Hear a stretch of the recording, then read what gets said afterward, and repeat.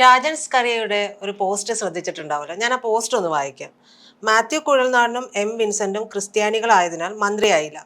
അൻവർ സാദത്തും ഷാനിമോൾ ഉസ്മാനും മുസ്ലിം ആയതുകൊണ്ട് മന്ത്രിയായില്ല. VT ബൽറാം സവർണ ഹിന്ദു ആയതുകൊണ്ട് മന്ത്രിയായില്ല.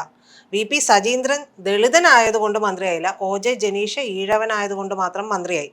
ഇവരുടെയൊക്കെ ജാതി മതം മറ്റൊന്നായിരുന്നെങ്കിൽ സ്ഥിതി മറിച്ചാകുമായിരുന്നു. മതേതര പരിഷ്കൃത സമൂഹമെന്ന് സ്വയം അവകാശപ്പെടുന്ന നമ്മുടെ നാട്ടിലെ യാഥാർത്ഥ്യം ഇങ്ങനെയൊക്കെ ആണെന്ന് എത്ര പേര് തിരിച്ചറിയുന്നുണ്ട് എന്നായിരുന്നു. അതിന് ഡോക്ടർ TP സെൻകുമാർ അദ്ദേഹം മറുപടിയും കൊടുത്തിട്ടുണ്ട്. അതേ 25% മാത്രമുള്ള ഈഴവർക്കും മറ്റു OBC-കൾക്കും 3 മന്ത്രിയും ആകെ 32%. അത് ബ്രാക്കറ്റിലാണ്. 18% ക്രിസ്ത്യൻസിന് 6 മന്ത്രിയും. നല്ല ബാലൻസിങ്. എന്താണ് ഈ ഒരു ആരോപണ പ്രത്യാരോപണങ്ങൾ? ഈ ആരോപണം പ്രത്യാരോപണങ്ങൾ എന്ന് പറഞ്ഞാൽ പ്രജിത് ഓർക്കുന്നുണ്ടാവും. നമ്മളിവിടെ ഈ മന്ത്രിസഭ അധികാരത്തിലേക്ക് വരാനിരിക്കുമ്പോൾ തന്നെ നമ്മളിവിടെ ഇരുന്നൊരു വീഡിയോ ചെയ്തിട്ടുണ്ട്. ആ വീഡിയോയിൽ തന്നെ നമ്മൾ പറഞ്ഞിട്ടുണ്ട്, ഇനി വരാനിരിക്കുന്നത് BJP-യുടെയും സംഘപരിവാറിൻ്റെയൊക്കെ പുഷ്കരകാലമാണ്. ആ പുഷ്കരകാലം എന്ന് പറഞ്ഞിട്ടുണ്ടെങ്കിൽ ഉറപ്പായിട്ടും ഇത് മുസ്ലിം ലീഗിന് വലിയ പ്രാതിനിധ്യമുള്ള മന്ത്രിസഭയാണ്. മുസ്ലിം ലീഗ് പറയുന്നതനുസരിച്ച് ചലിക്കുന്ന ഒരു മുഖ്യമന്ത്രിയാണ് ഉള്ളത് എന്നൊക്കെയുള്ള പ്രചരണങ്ങൾക്ക് ഇവർ ആക്കം കൂട്ടും എന്നുള്ളത് പറഞ്ഞിരുന്നു. യഥാർത്ഥത്തിൽ അവരെക്കാളൊക്കെ മുമ്പേ ഷാജൻ ഈ പണി തുടങ്ങി എന്നുള്ളത് നമ്മൾ വിചാരിച്ചാൽ മതി. ഓക്കെ, ഇതൊക്കെ കേൾക്കുമ്പോൾ ചില ആളുകളൊക്കെ വിചാരിക്കും എനിക്ക് ഷാജനോട് എന്തെങ്കിലും വ്യക്തിപരമായിട്ട് എന്തെങ്കിലും ദേഷ്യമുണ്ട്. എനിക്കൊരു വ്യക്തിപരമായ ദേഷ്യമില്ലെന്ന് മാത്രമല്ല, സത്യം പറഞ്ഞിട്ടുണ്ടെങ്കിൽ ഷാജൻ അവിടെ എപ്പോൾ വേണമെങ്കിലും തിരുവനന്തപുരത്ത് വരുമ്പോൾ വീഡിയോ ചെയ്യോളാൻ പറഞ്ഞിട്ട് ഞാൻ പലതവണ അവിടെ വീഡിയോ ചെയ്തിട്ടുള്ള ഒരാളാണ്. വളരെ സൗഹൃദമായിട്ടുള്ള ഒരാളാണ്. ഞാൻ ഒരിക്കൽ പോലും ഒരു ദേഷ്യപ്പെടുകയോ അല്ലെങ്കിൽ അങ്ങനെ ഒരു വാക്ക് തർക്കം ഒന്നും ഉണ്ടാകാത്ത ഒരാളാണ്. അപ്പോൾ ഷാജന് അനുകൂലമായി ഞാൻ മാത്യു സാമുവലിൻ്റെ ചാനലിൽ നാരദ ന്യൂസിൽ നിൽക്കുമ്പോൾ അന്ന് മാത്യു സാമുവൽ ഷാജൻ സ്കറിയക്കെതിരെ വീഡിയോ ചെയ്തുകൊണ്ടിരിക്കുകയാണ്. ആ സമയത്ത് താങ്കൾ അറിയേണ്ടത് ഞാൻ അനുകൂലമായി വീഡിയോ ചെയ്തതാണ്. അതായത് ഷാജനെ കൊല്ലാതിരുന്നതിന് നന്ദി എന്ന് പറഞ്ഞൊരു വീഡിയോ ചെയ്യുകയും അദ്ദേഹത്തിൻ്റെ 32,000 പേര് കാണുകയും ചെയ്തിട്ടുണ്ട്. അത് കണ്ടതിന് ശേഷമൊക്കെയാണ് ഷാജൻ എന്നെ വിളിക്കുന്നതും പരിചയപ്പെടുന്നതും ഒക്കെ. അപ്പം ഞാൻ പറഞ്ഞത് എനിക്ക് വ്യക്തിപരമായിട്ടുള്ള ഒരു അജണ്ടയും ഇല്ല ഇതിൻ്റെ പുറത്തുനിന്നുള്ളതാണ്. ഇതിൻ്റെ പ്രശ്നം എന്താണെന്ന് അറിയാമോ? ഷാജൻ ഇട്ടേക്കുന്നതിൻ്റെ പ്രശ്നം ഒന്നാമത്തത്, നമ്മളിപ്പോൾ കഴിഞ്ഞ തവണ CPM ഭരിച്ചുകൊണ്ടിരുന്നപ്പോൾ 10ഓളം വരുന്ന നായർ സമുദായത്തിലെ ആളുകൾ ഉണ്ടായിരുന്നു. അവരാരെയും നായരായിട്ട് കണ്ടില്ല. കാരണം വെച്ചാൽ അവരൊക്കെ പാർട്ടി നേതാക്കന്മാരാണ്. അവര് അത്ര ദൈവവിശ്വാസികളല്ലെന്നൊക്കെ നമുക്കറിയാം.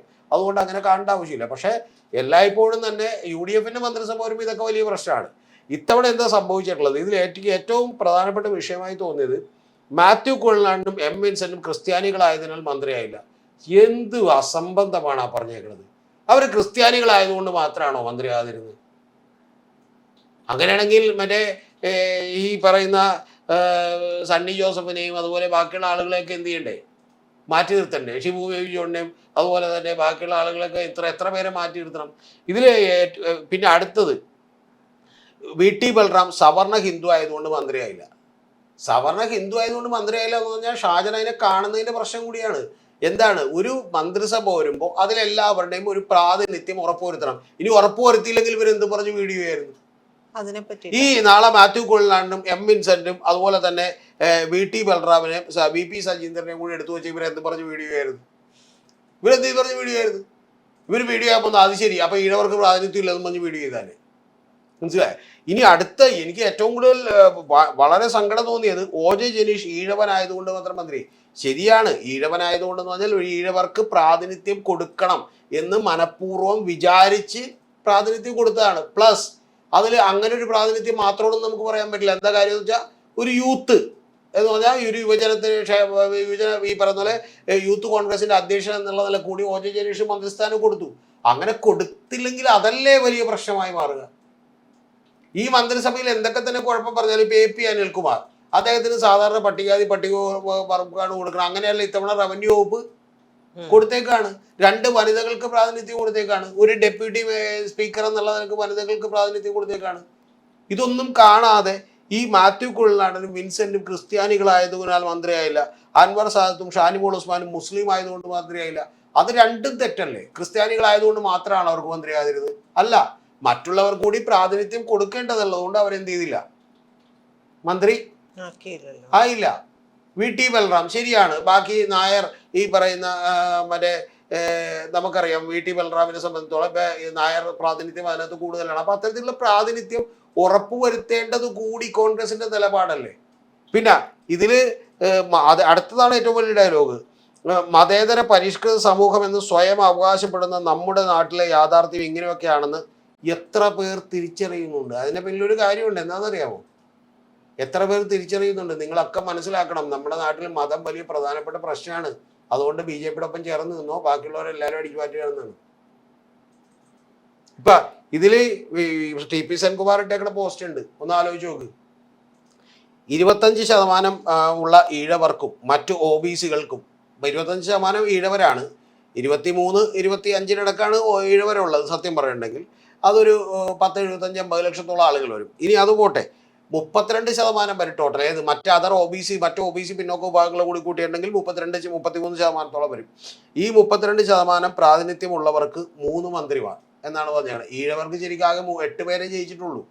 8 പേരെ ജയിച്ചിട്ടുള്ളൂ. അതിൽ നിന്ന് 3 പേർക്ക് മന്ത്രിയായി. ഇനി ഇതിൽ ഷാജൻ വിട്ടുകളഞ്ഞേക്കുള്ള ഒരു കാര്യമുണ്ട്.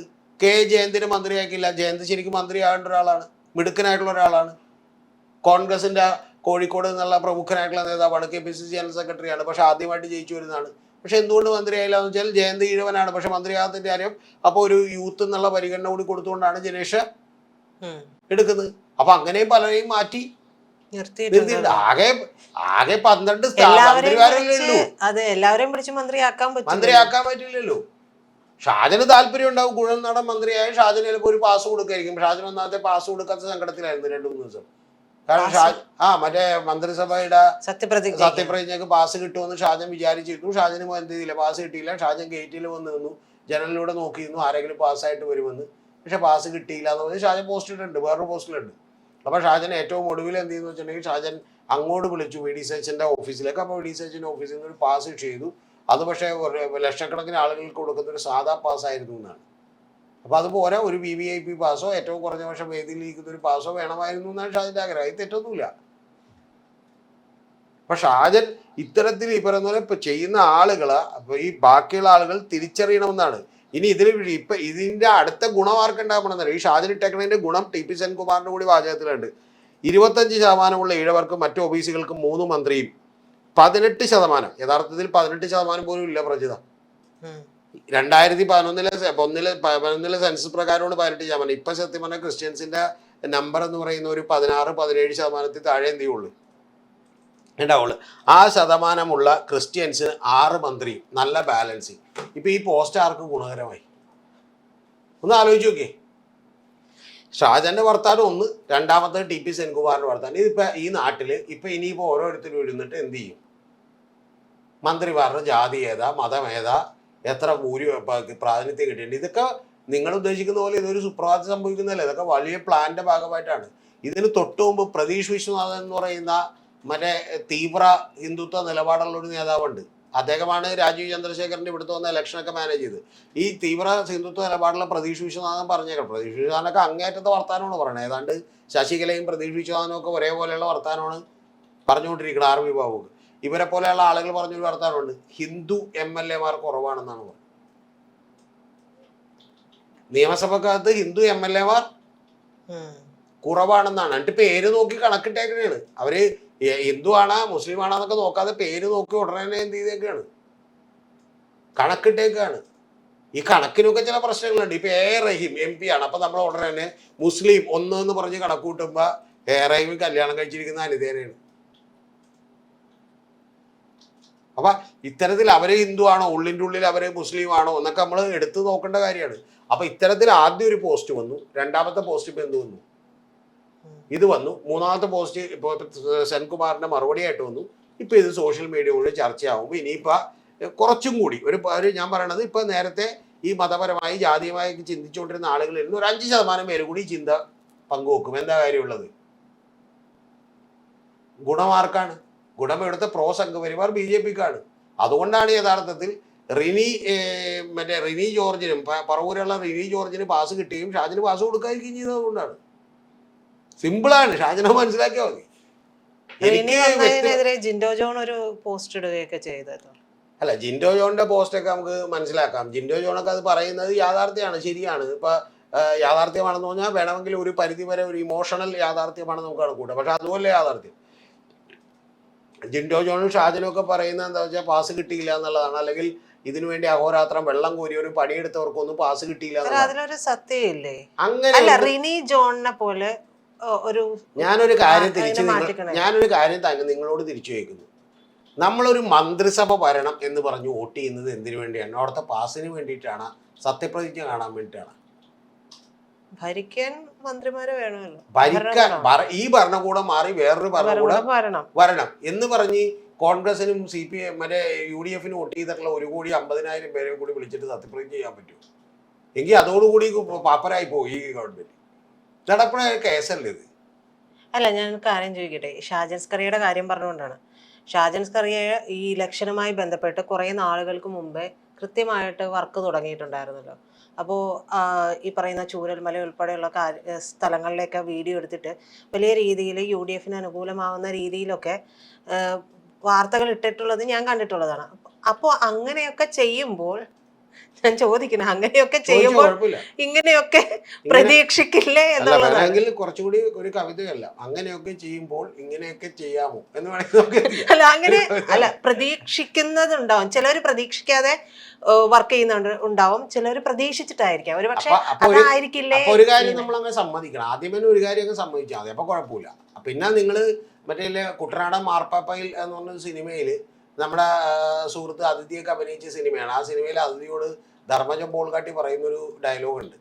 ഉപദേശവും പിന്നെ ഒരുമിച്ച് വേണ്ട എന്ന് പറയുന്നുണ്ട്. ഞാൻ ആ വാക്ക് പറയുന്നില്ല, എന്താണ് കാര്യം എന്ന് മനസ്സിലായി എന്ന് പറഞ്ഞ പോലെ ഇത് എൻ്റെ മറ്റേ നിഷ്പക്ഷമായ മാധ്യമ പ്രവർത്തനമാണ്, ബാക്കിയുള്ള ആളെന്ന് പറയരുത്. ഞാൻ കോൺഗ്രസിന് വേണ്ടി പണിയെടുത്തു എന്ന് പറയാം. യഥാർത്ഥത്തിൽ ഷാജനൊക്കെ ആർക്ക് വേണ്ടിയാണ് പണിയെടുത്തുകൊണ്ടിരിക്കണമെന്ന് കോൺഗ്രസിന് നന്നായിട്ട് അറിയാന്നേ. ഇനി ആർക്കും അറിയില്ലെങ്കിലും VD സതീശനും കോൺഗ്രസ്സുകാർക്കും ഒക്കെ അറിയാം. ഭൂരിപക്ഷം കോൺഗ്രസ്സുകാർക്ക് എന്താ ഷാജൻ പണി എടുത്തുകൊണ്ടിരിക്കുക? കോൺഗ്രസിന് വേണ്ടിയായിരുന്നു ഇത്രയും കാലം പണി. ഒന്ന് ആലോചിച്ച്, പ്രജിത് ഇത് പറഞ്ഞല്ലോ, പ്രജിതയെ പോലെ ഇത് കൃത്യമായി ഒബ്സർവ് ചെയ്യുന്ന ഒരാൾ പോലും തെറ്റിദ്ധാരണ ഉണ്ടെങ്കിൽ ഞാനത് തിരുത്തി തരാം. ഷാജന്റെ വീഡിയോകളിൽ ഷാജൻ ഇത്തവണ നിഷ്പക്ഷമല്ല, ഞാൻ തുറന്നു പറയാണെന്ന് പറഞ്ഞൊരു കാര്യം പറഞ്ഞു. എന്താണെന്നറിയാമോ? BJPക്ക് സീറ്റ് കൂട്ടണം, കോൺഗ്രസിന് സീറ്റ് കൂട്ടണം. അതൊരു വല്ലാത്ത ആഗ്രഹമില്ല.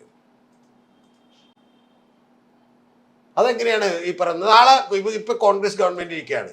നാളെ കോൺഗ്രസ് ഗവൺമെന്റിനെതിരെയും CPM വരാനും വേണ്ടി ഷാജൻ പ്രയത്നിക്കുമ്പോൾ ഷാജൻ പറയാണ് BJPക്ക് വോട്ട് കൂടണം, CPMന് വോട്ട് കൂടണം എന്നുണ്ടെങ്കിൽ CPMന് അവരുടെ മറ്റേ പരിപാടിക്ക് വിളിക്കാൻ പറ്റുമോ ഷാജന്?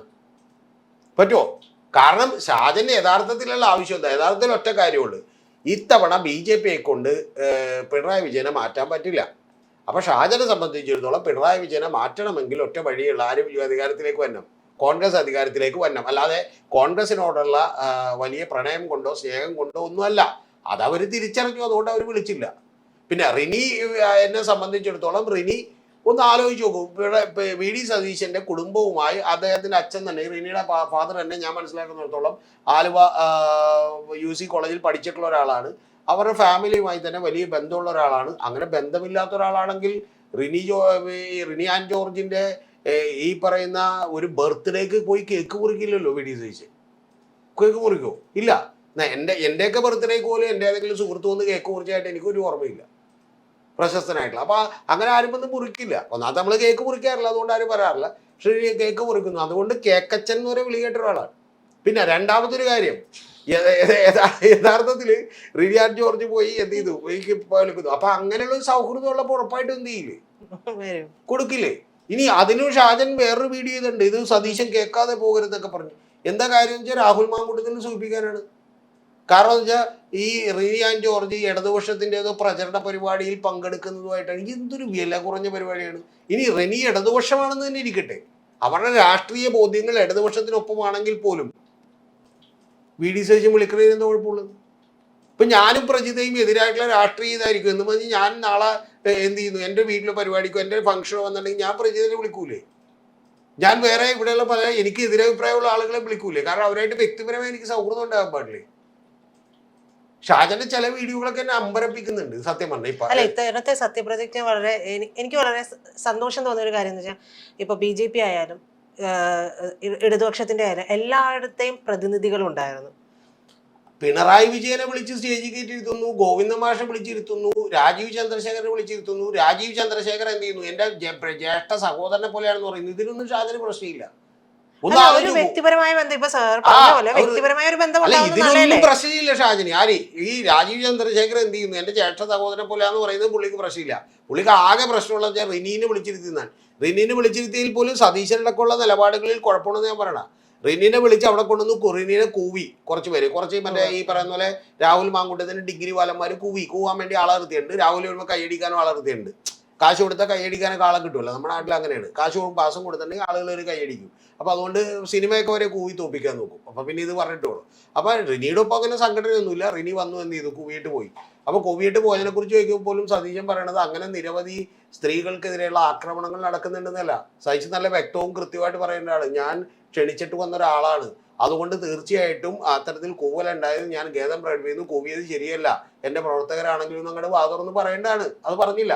അപ്പോൾ അവരൊരു ഒഴുക്കപ്പെട്ടുള്ള മറുപടി പറഞ്ഞു. അതവിടെ നിൽക്കട്ടെ. ഇനി അടുത്ത പ്രശ്നം എന്താ? ഇതിന്റെ അടുത്ത കാര്യം, യഥാർത്ഥത്തിൽ റിനി വലിയ സംഭാവനയാണ് സതീശന് നൽകിയിട്ടുള്ളത്. സതീശൻ സത്യത്തിൽ ഇനി ഇതൊന്നും വ്യക്തിപരമായ ബന്ധമില്ലെങ്കിൽ പോലും വിളിക്കേണ്ടതാണ് ഞാൻ പറയും. എന്താ കാര്യം എന്നറിയോ? റിനി ആൻഡ് ജോർജ് വന്നിട്ട് ഈ പറയുന്ന രാഹുൽ മാങ്കൂട്ടത്തിനെതിരെ ഒരു ചെറിയ എന്ത് ചെയ്യുന്നു? ഒരു ചെറിയ തീപ്പൊരി അങ്ങോട്ട് ഇട്ടിട്ട് പോകുന്നു. എനിക്ക് ഇങ്ങനെ മെസ്സേജ് വന്നിട്ടുണ്ട്, ഇതാണെന്ന് പറഞ്ഞു. സത്യത്തിൽ അത് സതീശനോട് പറഞ്ഞു എന്നും സതീശൻ വഴക്ക് പറഞ്ഞു എന്നും സതീശൻ അത് കഴിഞ്ഞതിന് ശേഷം രാഹുൽ മാങ്കൂട്ടത്തിനെ പുറത്താക്കാൻ അതിശക്തമായ നിലപാടെടുത്തു എന്നും പറയുന്ന ഇമേജ് വളരാൻ തുടങ്ങുന്നതിന്റെ തുടക്കമാരിൽ നിന്നാണ്, റിനിയിൽ നിന്നാണ്. സത്യം പറഞ്ഞിട്ടുണ്ടെങ്കിൽ മറ്റേ ഗവൺമെന്റ് വണ്ടി അയച്ച് റിനീനെ വിളിപ്പിക്കണ്ടെന്ന് ഞാൻ പറയും. കാരണം അത്ര വലിയ ഗുണമാണ് റിനി ചെയ്തു തന്നത്.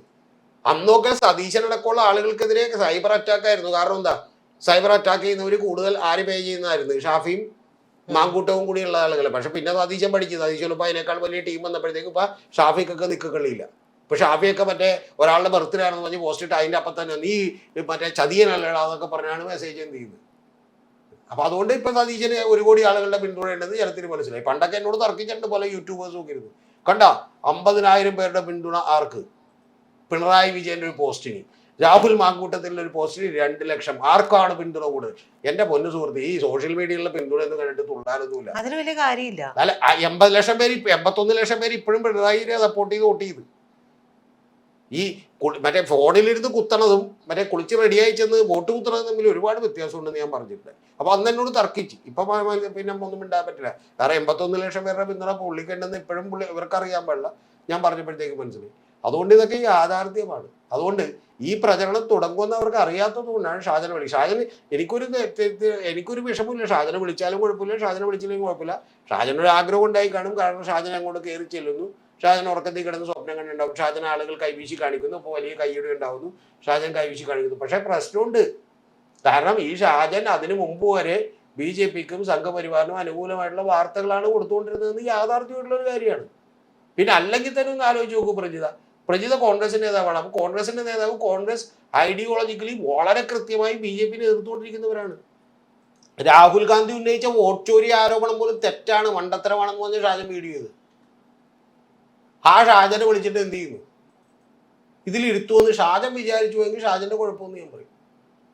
അതുപോലെ തന്നെ ഒരു പണിയാണ് ഇപ്പൊ എന്ത് ചെയ്തേക്കണം. ഇപ്പൊ ഈ മന്ത്രിസഭയെ കുറിച്ച് എന്ത് ചെയ്തേക്കണം? ഇട്ടേക്കണം. മന്ത്രിസഭ അവർ പ്രവർത്തിച്ചില്ലെങ്കിൽ നമുക്ക് പറയാം. ഇപ്പൊ സണ്ണി ജോസഫ് KPC പ്രസിഡന്റാണ്. അദ്ദേഹം ക്രിസ്ത്യാനി ആയതുകൊണ്ട് എടുത്തു വെച്ചാണ്. K മുരളീധരൻ ഹിന്ദു ആയതുകൊണ്ട് എടുത്തു നോക്കുന്നതാണ്. ഒന്ന് ആലോചിച്ച് നോക്ക്. കേരളത്തിൽ അത്രയും സ്റ്റേച്ചറിലുള്ള ഒരു നേതാവല്ലേ. അപ്പൊ ഇതുപോലെ ഒരു മന്ത്രിസഭ ഉണ്ടാക്കുമ്പോൾ രമേശ് ചെന്നിത്തല ഹിന്ദു ആയതുകൊണ്ടും നായരായതുകൊണ്ടും ആണോ ആഭ്യന്തര പൂർത്തികളാണോ? അങ്ങനെയാണെങ്കിൽ ഇന്ത്യൻ പ്രധാനമന്ത്രിയായിട്ട് ഇനി രാഹുൽ ഗാന്ധി വന്ന് നമുക്ക് പറയാല്ല, കണ്ട ഹിന്ദുവിനെ പിടിച്ച് പ്രധാനമന്ത്രിയാക്കി എന്ന് പറയും.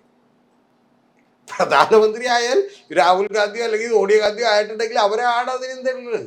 സോണിയാഗാന്ധിയോ ഞാൻ പറഞ്ഞ പ്രിയങ്കാന്ധിയൊക്കെ ആയാൽ അവരാണ് അതിന്റെ നേതാവ്, അത്രേ ഉള്ളൂ. അപ്പൊ അതിനങ്ങനെ കാണാതെ ഈ പണി തുടങ്ങിയേക്കാണ്. ഈ പണി ഇപ്പൊ മറ്റേ ഇവർക്കും ഗുണമായിട്ടുണ്ട്. ആർക്ക്? സെൻകുമാറിന് സന്തോഷമായി. കാരണം എന്താ? കണ്ട ഷാജൻ ഇത് പറഞ്ഞു. അപ്പൊ ഞങ്ങൾക്ക് പ്രാതിനിധ്യം കുറവാണ്. ഇപ്പൊ നോക്കുമ്പോ എന്താ?